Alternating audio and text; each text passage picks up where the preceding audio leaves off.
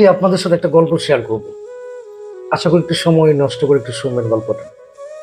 তো গল্পটা যে কোনো এক ব্যক্তি এক মুরব্বীকে প্রশ্ন করলো যে, চাচা আপনার ছেলে মেয়ে কয়জন?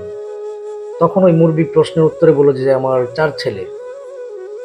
তো আপনার 4 ছেলে কে কি করে উনি প্রশ্ন করলো। তো উনি বলল যে আমার এক ছেলে ডক্টর, আরেক ছেলে ইঞ্জিনিয়ার, আরেক ছেলে সদ্য বিবিএ কমপ্লিট করে বের হয়েছে। তো আরেক ছেলে হচ্ছে চোর। ওরে বেশি অবহেলা করছি, পড়াশোনা তেমন করাইতে পারি নাই, সামর্থ্য ছিল না, যে কারণে এখন চোর হয়েছে। তো ভদ্রলোক প্রশ্ন করলো যে চোর যেহেতু হয়েছে তো আপনি তারে কেন রাখছেন বাসায়? আপনি তার ইচ্ছা করলে বের করে দিতে পারেন।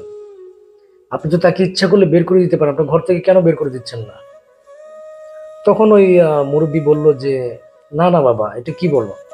ওরে যদি বের করে দেই তাহলে আমি খাবো কি? ওকে যদি বের করে দেই তাহলে আমি খাবো কি?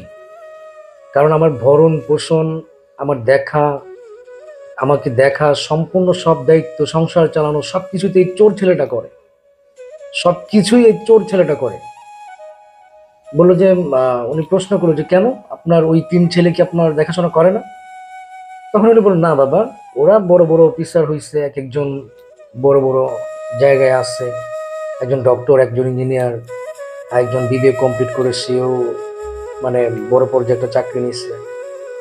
তো আমার দেখাশোনা ওরা কেউ করে না। ওরা বউ, ছেলে মেয়ে নিয়ে, স্ত্রী সন্তান নিয়ে ওরা খুব ভালো আছে।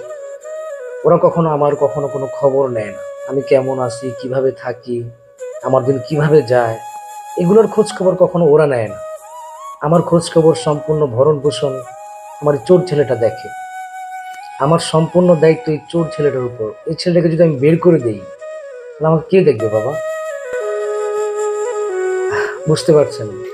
আসলে বুঝতে পারছেন ব্যাপারটা, যে আমরা আসলে এই গল্পটা থেকে কি শিখলাম?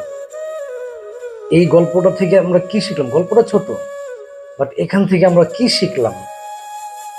এখান থেকে আমরা কি শিখলাম এটা আপনাদের উপরে ছেড়ে দিলাম। এখান থেকে আমরা কি লিসন নিলাম আসলে, এটা আপনাদের উপরে ছেড়ে দিলাম। ভালো থাকবেন সবাই। আসসালামু আলাইকুম।